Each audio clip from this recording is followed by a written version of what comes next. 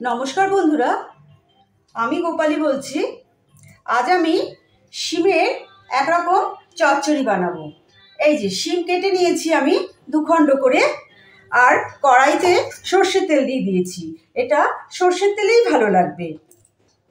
আমি এক ফোঁটা হলুদ দিয়ে নিলাম এতে।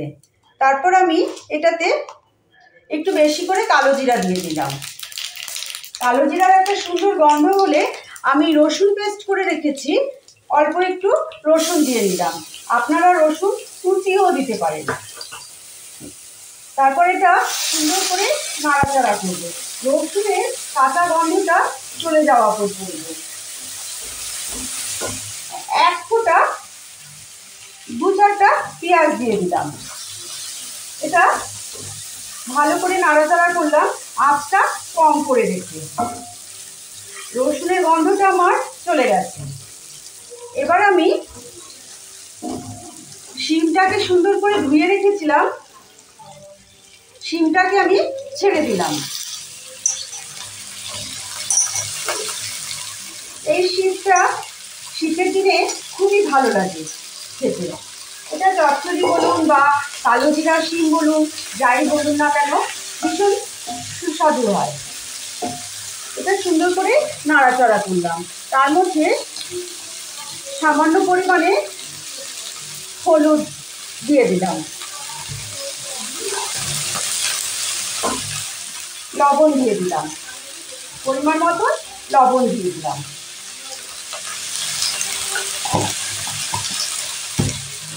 এবার এটাকে খুব ভালো করে কম আঁচে নাড়াচাড়া করে এটাকে ঢাকনা দিয়ে ঢেকে দিতে হবে। এটা আমি ঢাকনা দিয়ে ঢেকে দেব। আর আমি এক মুঠো ধনেপাতা নিয়ে নিয়েছি। ধনেপাতাটা আমি পেস্ট করে নিয়ে আসছি। শিমটাকে ঢাকনা চাপা দিয়ে ঢেকে সেদ্ধ হতে দিয়েছিলাম। এবার ঢাকনাটা খুলে দিলাম। এর মধ্যে আমি 3টে কাঁচা লঙ্কা দিয়ে দিলাম, সঙ্গে একটু লাল লঙ্কার গুঁড়ো দিয়ে দিলাম। লঙ্কাগুলো খুব একটা ঝাল না বলে আমি লাল লঙ্কার গুঁড়ো দিলাম। আর সঙ্গে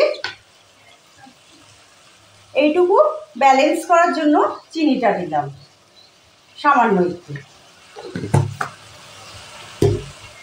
এটা আবার সুন্দর করে নেড়ে দেব। নেড়ে দিয়ে এর মধ্যে একটু জল দিয়ে দেবো আমরা, সামান্য একটু এর মধ্যে জল দিয়ে দেবো, যাতে সুন্দরভাবে বয়েল হয়ে যায়। 5 মিনিট পরে আমি আবার আসছি। এবার আমরা ঢাকনাটা খুলে দেখব। গ্যাসের আগুনটাকে বাড়িয়ে দিলাম।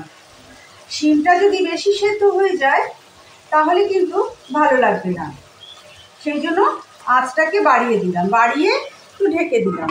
যখন শিমটা শুকিয়ে আসবে তখন আমরা ধনেপাতাটা দেব। শিমের জলটা একদম শুকিয়ে এসছে, শিমটা ভাজা ভাজা হয়ে গেছে, শিমটা সেদ্ধও হয়ে গেছে। এবার আমরা এই যে মিক্সিতে যে ধনেপাতাটা বেটে নিয়েছিলাম, এই ধনেপাতাটা দিয়ে দেব। দিয়ে আমরা একটু এটাকে নেড়ে দেব, সুন্দর করে খানিকক্ষণ নেড়ে দেব।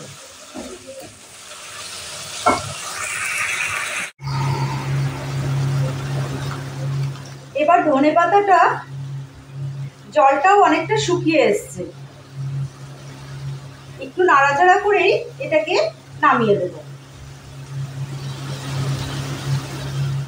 আমার রান্নাগুলো যদি আপনাদের ভালো লাগে তাহলে অবশ্যই লাইক, শেয়ার, কমেন্ট, সাবস্ক্রাইব করবেন। তাহলে নোটিফিকেশনটা সবার আগে আপনাদের কাছে পৌঁছে যাবে। বন্ধু বান্ধবদের সঙ্গে শেয়ার করার অনুরোধ রইল। আমাদের কালো জিরা শিম তৈরি হয়ে গেল। আর একটু শুকুলেই নামিয়ে নেব। আমাদের কালো জিরা শিম তৈরি হয়ে গেল। সাধারণ জিনিসকে অসাধারণ তৈরি করে দিলাম। এটা গরম ভাতের সঙ্গে খুবই ভালো লাগবে খেতে।